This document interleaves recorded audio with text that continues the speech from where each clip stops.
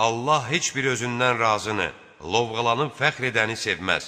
Yerişində müvazinət gözlə və səsini qaldırma. Çünki ən çirkin səs uzunqulaq səsidir. Məyər Allahın göylərdə və yerdə olanları sizə ram etdiyini, aşkar və gizli nemətləri sizə bolluca ehsan etdiyini görmürsünüzmü?